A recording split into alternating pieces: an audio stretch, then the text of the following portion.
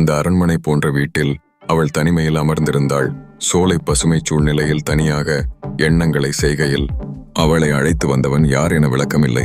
ஆனால் அந்த அறையின் உயரமான சுவர்கள் விஷயங்களை மறைக்கின்றன. அங்கே அமர்ந்தபோது ஒரு சுகம் உறுதியாக, நினைவில் உறுதியாக, டிராஜீகமான நிகழ்வுகளை குடும்பத்தில் நினைவூட்டுகிறது. அவளது மனதில் இருந்த யோசனைகள் அந்த அறையின் சமாதானத்தை மாற்றும் முயற்சியாயிருக்கின்றன. மது அருந்து 2 மணி நேரத்திற்கு பிறகுதான் அவை சிறுநீரக வெளியேற்றப்படுகிறது. ஆனால் ஆல்கஹால் அடுத்த 5 நொடியிலேயே நம் இரத்தத்தில் கலந்து விடுகிறது. இரத்தத்தின் ஆல்கஹலை பிரித்து இதயத்தில் சீரான இரத்த ஓட்டத்தை கொடுக்க கல்லீரலின் போராட்டமே. மனிதனுக்கு அது போதையாக மூளையின் நரம்புகள் தூண்டப்படுகிறது. கல்லீரல் அதனுடைய வேலையை சரியாக செய்யவில்லை என்றால் மது அருந்திய சிறிது நேரத்திலேயே மனிதன் இறந்து போய்விடுவான். அவனை காப்பாற்றவும் அவனது இரத்தத்தில் கலந்த ஆல்கஹாலை பிரிக்கவும் ஒரு நொடி கூட ஓயாமல் உழைத்துக் கொண்டிருக்கும். அது ஒரு போராட்டம். அப்படி போராடும் உறுப்பின் பெயர் கல்லீரல். இது 1000க்கும் மேலான என்சைம்களை உருவாக்குகிறது. நமது உடலில் சிறிய காயம் ஏற்பட்டு ரத்தம் வெளியேறினால் கூட உடனே மூளை கல்லீரலுக்கு தான் தகவல் அனுப்பும். பதறிப்போன கல்லீரல் நொடி பொழுதில் ரத்தம் வெளியேறும் இடத்திற்கு புரோத்ரோம்பின் என்ற ரசாயனத்தை அனுப்பி வைக்கும்.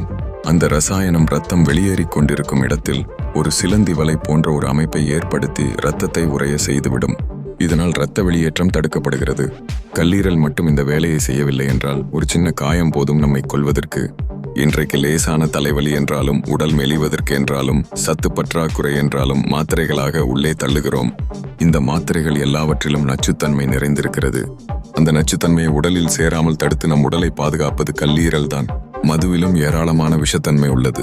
அந்த விஷத்தன்மையை போக்குவதற்காக இரவு முழுவதும் கல்லீரல் போராடுகிறது.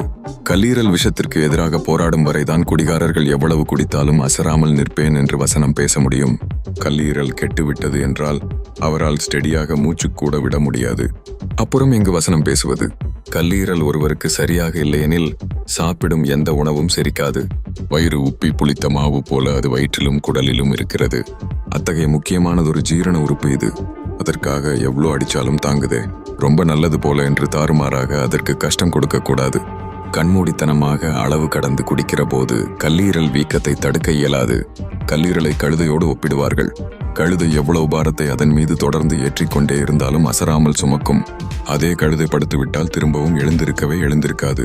கல்லீரலும் அப்படிதான். தொடர்ந்து குடிக்க மது என்னும் விஷத்தோடு ஓயாமல் தொடர்ந்து போராடி கொண்டே இருக்கும். இத்தகைய கல்லீரலை காப்பாற்ற மதுவையும் புகையும் தவிர்க்க வேண்டும். பால் கலந்த டீ, காபி மற்றும் செயற்கை குளிர்பானங்கள் போன்றவற்றை தவிர்க்க வேண்டும்.